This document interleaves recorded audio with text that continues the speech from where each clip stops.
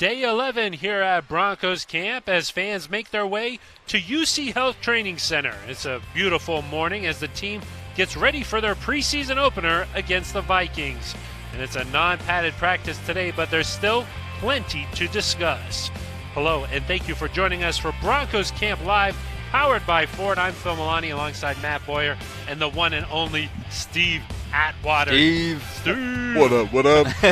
Steve, I know that you had a chance to catch up with some of the Broncos alumni yesterday. That was pretty cool, huh? Yeah, that was nice. Once a year, the Broncos organization, they have the alumni come in. They're able to sit here on the balcony down below on the second floor there, get free food and, get the greatest views and have an umbrella that can cover them from the sun, and then go into the field and watch practice and get a chance to say hello to the coach afterwards. Really awesome experience for a lot of the alumni. A lot of you guys still think you could play, though, right?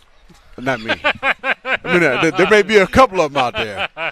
They may think so, but some of those 97, 98 guys looking pretty good. Yourself, Rod Smith. We're going to hear from Rod Smith later on in the show. But yeah, it was really cool to see some of those guys. Rod said he was talking to some guys that didn't even have kids when he was playing, and now they're already headed off to college. It blew his mind. Yeah, that is crazy. It's amazing when you catch up with people and they have kids. This is Jim Keller, I think he was talking about, who he was our trainer back in the day. He has his own spot up in Golden now. He's still a great friend of mine as well. He's about to send his daughter off to college. And I remember way back when, it had snowed out one day for practice, and we all got together a big pot, betting that he wouldn't go out there in the snow with his shorts on, and he took it.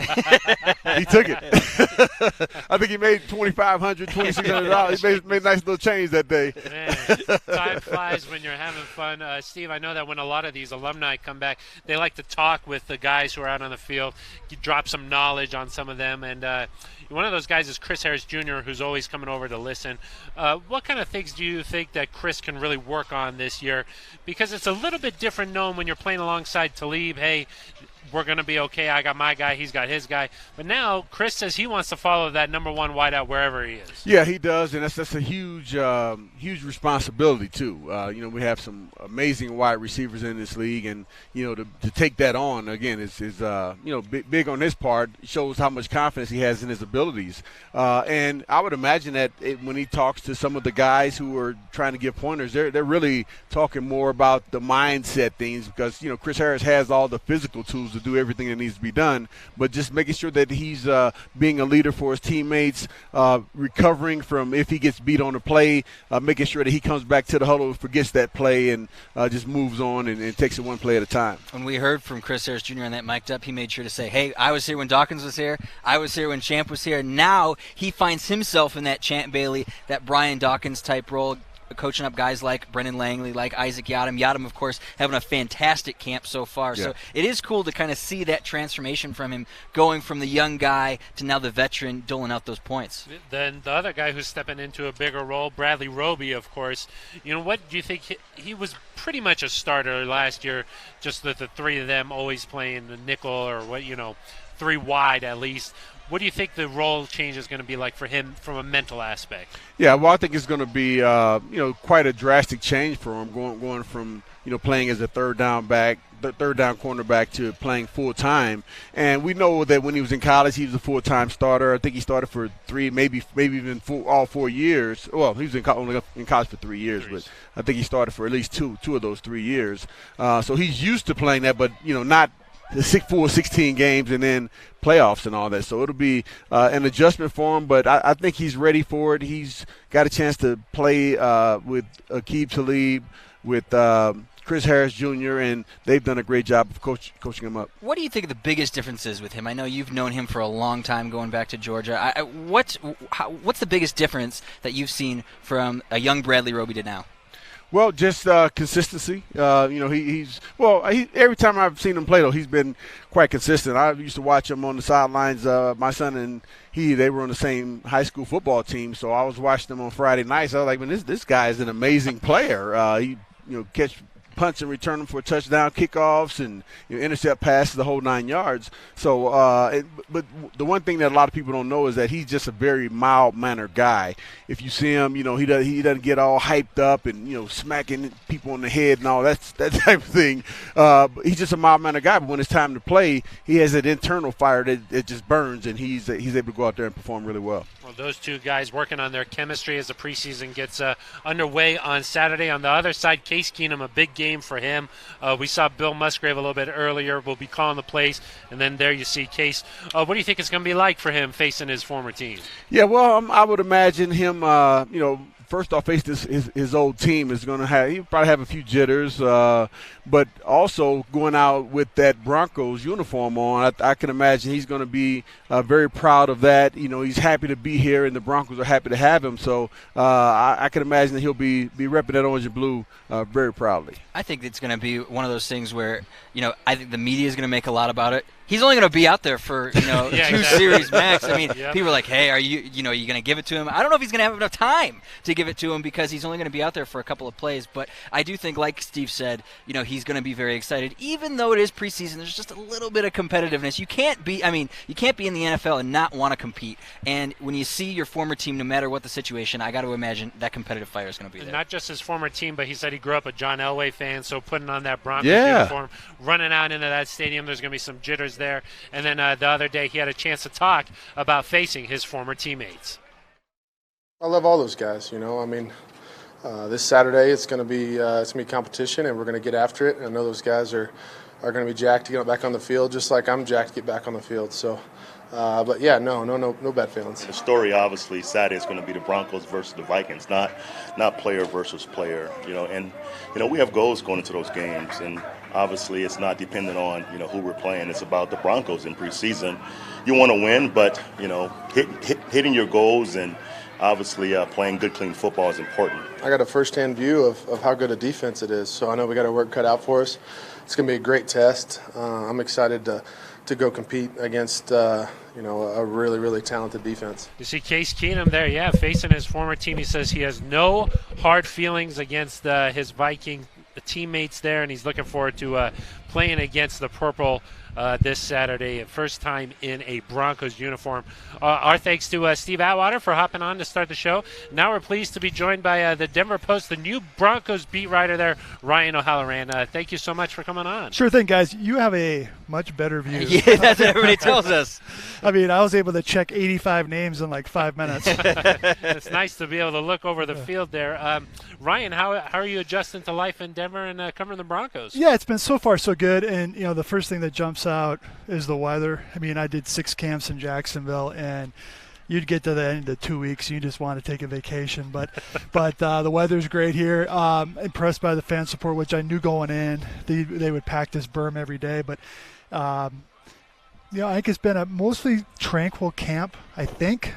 So far, but it'd be interesting to see get these games going. When you come into camp and you see a guy like Vance Joseph, your first year covering Vance as a head coach, what stood out to you, from OTAs now into training camp? Well, a couple things with Vance is with a second-year coach not having been here last year, you expect him to be more in command, and I think you see that on the podium. He took a shot at Carlos Henderson during OTAs. People said that was out of character. I think it was great. He said this guy's got to get healthy to make the team. So, and then in these practices now, he's not the kind of guy who's going to blow the whistle in practice and undress a player verbally. But when he didn't like the energy after the scrimmage, he said so. So I think you see a guy who learned from his mistakes last year, but also probably talked to a lot of coaches around the league, say, hey, what can I do better? Yeah, and he's definitely said that he wants to coach his coaches better. We've seen a little bit of that, especially during the walkthrough periods. Vance will announce the reps for the first preseason game coming up here on Saturday. I know, Ryan, that you had a chance to cover some characters in Jacksonville, but where does Von Miller rank in that list? Very high, and he's probably the best player I've covered. One thing that's impressed me about Von is he took him 2 weeks to get a vet day, so he's out there every day. But for fans who come out here, I've never seen a star player sign more autographs. The other day he took a couple laps, so he clearly enjoys it. It's easy to hand out your shoes, but it's a little tougher to move down that line. He's signing babies. I mean, the guy's like the mayor of Inglewood over here. He is. He's a heck of a character, and would you think he can return to that level where, of course, you saw probably, he Super Bowl 50 MVP. You think he could have that type of season? I think so, and I think the presence of Bradley Chubb and a healthy Shane Ray are going to help that. And when they drafted Chubb, let's face it, fell in the Broncos' lap at number 5. The ancillary impact was Von Miller. Maybe he gets more one-on-one matchups. Maybe they can move him inside. I was talking to Brian Baldinger from NFL Network last week. He goes, they should move Chubb inside on some of these passing downs to get a one-on-one with Shane Ray, get a one-on-one with Von Miller. So I think Von looked at last year. He's not used to 5-11, nor is anybody in this building, so I think he's going to be motivated. A lot of attention's been paid to these rookie wide receivers, Cortland Sutton and Deshaun Hamilton, but Emmanuel Sanders really made a lot of noise in those first couple days at camp, those deep balls. It seems like he's really gotten on the same page with Case. When you first saw him to now, what was your takeaway? Because nationally, he doesn't necessarily get a lot of pub as a big-name wide receiver. I thought Sanders has been great through camp, and it's one of those things where everybody reads everything, everybody listens to everything, and I'm sure he saw Cortland Sutton get a lot of attention. By no means was Emmanuel Sanders' roster spot in jeopardy, but I think he knew he had a good camp to be that second receiver. He's shown up, he's been healthy, and one of the things when he moves on those crossing routes, it's like a blur and tough to cover. So I think him and Demaryius Thomas are both going to benefit from Cortland Sutton. Yeah, his partner in crime, you mentioned it there, Demaryius Thomas. We saw a story on NFL.com where he was contemplating retirement maybe this offseason, but now he's more motivated than ever. What have you seen from Demaryius Thomas, and what kind of sense of personality have you gotten from just chatting with him? Yeah, I think just more of a lead by example. I mean, Bryce Bobo signs at 9 o'clock. He's out on the field at 10 o'clock getting pointers from Demaryius Thomas. Thomas has no reason to do that. He probably knows that Bobo's not going to make this team. So I think he leads by the example. But also when he's had some press conferences during camp, he's got a little bit of a chip saying, hey, I want another championship for I'm done. And because that puts your legacy in a different department if you're a 2-time champion. So, a lot of players at his age going into their second decade think about how much longer they want to do this. The salary obviously has a lot to do with it, but I think Thomas is going to have a nice year. That's the thing. Thomas and Sanders may not approach that 1,200-yard, 12-touchdown stratosphere because they have better players with them. Do you think that a guy like Demaryius Thomas, who's played with a Peyton Manning, he'll benefit from having a Case Keenum now, more of a solidified starter? Yeah, I think all 52 guys will benefit from Keenum, and Thomas talked about that in the OTAs and continued in camp. It's the same guy for every rep. Quarterbacks throw a different pass, some more velocity, different placement. The fact they're going to have hundreds upon hundreds of reps with Case Keenum before they play Seattle, I think just that comfort level is going to help everybody on this team.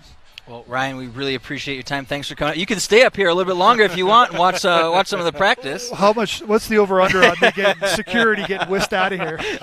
Thanks, guys. Yeah, no, we appreciate it. And speaking of those wide receivers, we saw Ring of Famer Rod Smith out here with the Broncos alumni yesterday. And, of course, as soon as I saw him, I thought we had to talk about those young wideouts.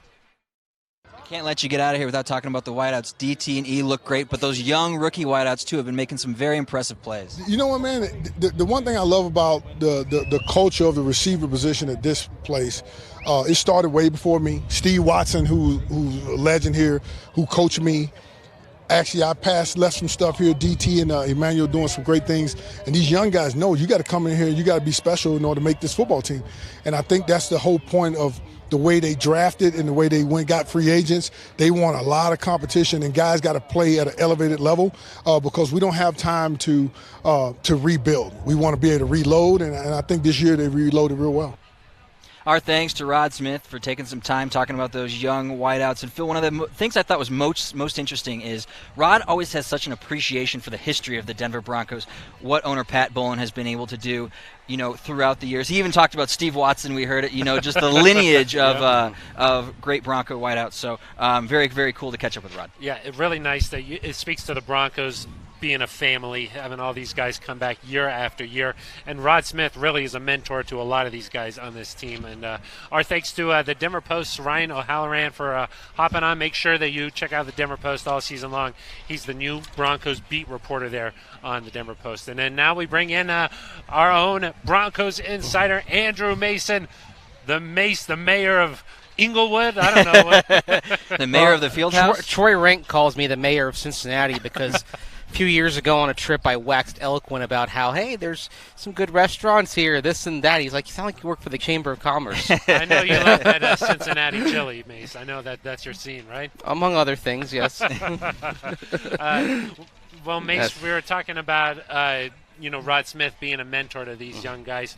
What do you think that kind of impact can be on a young guy like Cortland Sutton? I think it's profound. Now, that being said, the young receiver has to be willing to listen to that tutelage, but certainly Cortland Sutton and Deshaun Hamilton are the types of players that will take all knowledge that they can get, whether it's from a veteran teammate like Demaryius Thomas and Emmanuel Sanders, or a guy who's a Ring of Famer like Rod Smith. It's one of the cool things around here to see former players that are around to offer advice. You've got Rod Smith, of course, Steve Atwater. You often see him providing counsel to guys like Justin Simmons, Will Parks, other guys on the defense. And it's one of the things that makes this franchise special, the connectedness that the former players have to the younger players, and certainly Cortland Sutton, if he can take those teachings, he's got a chance to be the next receiver in line. I can tell you, I remember back in 2011, Rod Smith having good advice for the receivers, including Demaryius Thomas, and it's one of the reasons that he got going back then and started his run that he's had the last few years. He says it's just another day at the office. That's how he's going to approach Saturday's game for Sutton. Deshaun Hamilton, another one of those guys who's really making an impact so far through camp. Super hard working. We saw him and Sutton working extra on the jugs machine a couple of days ago, and it seems like every day they do something different, whether it be the jugs machine, whether it be some over-the-shoulder drills. They pulled Chad Kelly out there. He'll throw him some extra balls too. So it just depends on the day, but they're always looking to get extra work, always looking to improve. And one of the things I thought was most interesting, Mace, was the fact that both guys singled out special teams. Even though they've made huge contributions on offense in the team periods, in 7-on-7, they aren't shirking their responsibilities at all when it comes to that special team squad. Well, they understand that if you're a third, fourth, fifth receiver, if you're going to get a jersey on game day in the regular season, be one of those 46 guys, you've got to have a special teams role or they're not going to have a place for you. So Cortland Sutton, he could factor in as a gunner. Deshaun Hamilton, among the work that he's been doing on special teams, he's been working on punt returns along with River Craycraft and Isaiah McKenzie. This is how you solidify your spot, not only being on the roster, but playing and being a part of that game day active roster. If you don't have a special teams role and you're not a starter, you're not playing. It's a necessity at this level. Something interesting Hamilton said the other day was that he's playing with a little bit of a chip on his shoulder. He thinks he's better than a fourth-round pick at wideout. So he's right. He's going to be trying to play with a little extra fire this preseason. We talked about the top four guys at the wideout position, but we really haven't talked about the competition to try and make this team later, that fifth spot, maybe a sixth spot even. Tim Patrick had made a couple of great catches yesterday. Yeah, he actually caught 4 balls from Paxton Lynch and another from Case Keenum. And day in and day out, Tim Patrick is making plays, and he's making them in traffic. 6'4", 33 and 5/8-inch arms, does a good job using his body. Doesn't matter if he's covered tightly, he can still make a play. And, kind of that under-the-radar prospect. The Broncos bring him in on the practice squad last year.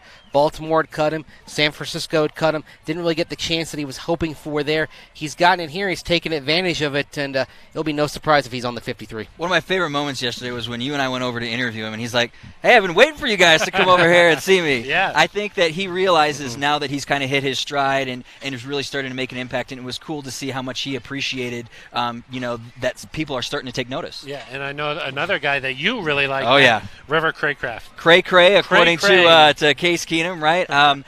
I really love his perseverance. I think that's the thing that I appreciate most about River, because he was hurt to start his NFL career, has really had to work for everything that he's gotten. And so far in camp, Mace, that slot position kind of up for grabs. We've got a lot of big wide receivers. We just talked about Tim Patrick.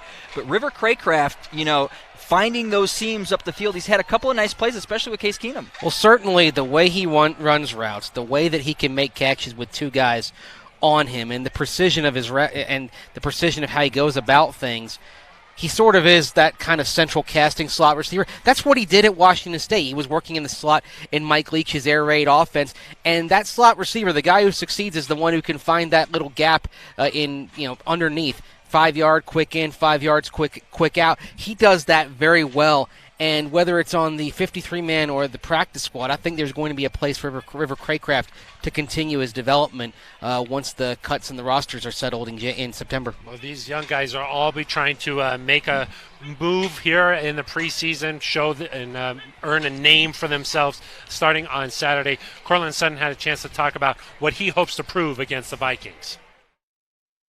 The same thing I've been showing in practice, that I can come out and be a dominant guy versus whoever's going to be out there in front of me.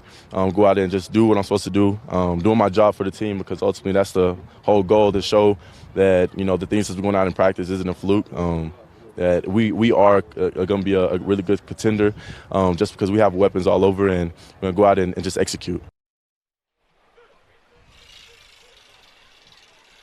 Go out and execute. That's what it's all about, especially in your first game in the NFL. Certainly a dream come true for a lot of these guys. As our show comes down to a wind here, Mace, what can we expect on the radio today? Well, we'll talk a little bit about the Vikings looking ahead to the preseason opener on Saturday. Also, on Orange and Blue Daily tonight at 6:30, we get into Demaryius Thomas a little bit. James Palmer had the article on NFL.com talking about him, and we kind of dive into that a little bit. Demaryius Thomas being really arguably the most unappreciated player, in my opinion, for the Broncos in the last 20 years. I'm most excited to see the rookies today. Josie Jewell, I know he's been hurt, battling through injury. Isaac Yiadom, what can he do to get himself ready to possibly move into that third corner position as we move towards that first preseason game? So going to take a hard look at the rookies today. And expect the Broncos to do a little bit of game planning here for the Vikings. Maybe take a look at some of the different looks you'll see from the Vikings. Not really going in and trying to design a whole scheme or anything, but just to get ready for just the Vikings taste. And make sure that they're ready to go for Saturday night. All right, that's going to do it for us. Our thanks to Steve Atwater for joining us off the top there, and then the Denver Post, Ryan O'Halloran, Andrew Mason, Matt Boyer. I'm Phil Milani. This has been Broncos Camp Live, powered by Ford.